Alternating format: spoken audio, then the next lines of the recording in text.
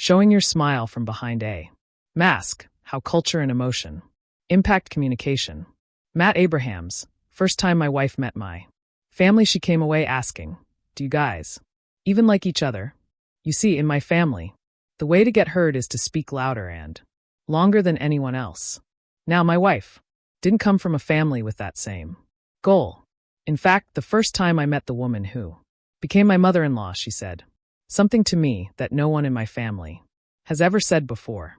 When I was done talking, she looked, smiled, and asked, "Tell me more."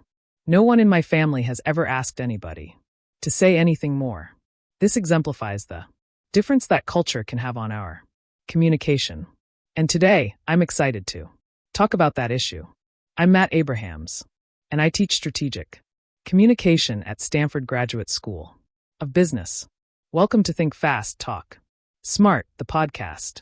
Culture and emotion exert a huge influence on our actions and attitudes. Today I am excited to be joined by Stanford psychology professor Jean Tsai. Jean's work focuses on how culture shapes our emotions and its implications for health, decision making, and person perception. Jean is the director of the Stanford Culture and Emotion Lab and an award-winning teacher. Plus, for the two of us, this conversation is a bit of a trip down memory lane because Jean and I were psychology undergrads together here at Stanford back in the day. Welcome, Jean. Jean Tsai. Hey, Matt. Matt Abrahams. Great to reconnect with you. It's so awesome that your career has come full circle from Stanford psychology student to Stanford psychology professor. I'm looking forward to our conversation. Jean Tsai, me too. Matt Abrahams. All right. Let's jump in.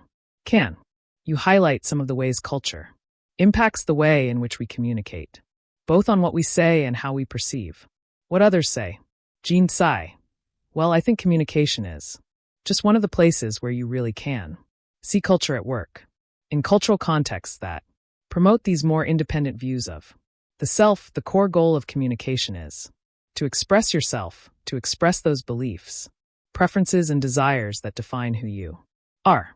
So ideal communication in these settings is really about expressing your beliefs as clearly and as directly as possible.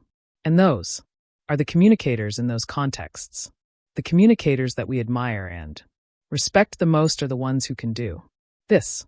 And we disapprove of the people who can't really express themselves. But in cultural contexts that promote more interdependent views of the self, like in many parts of East Asia, the emphasis is really on maintaining interpersonal harmony and fitting in. So ideal communication is less about expressing your beliefs and more about thinking about the other person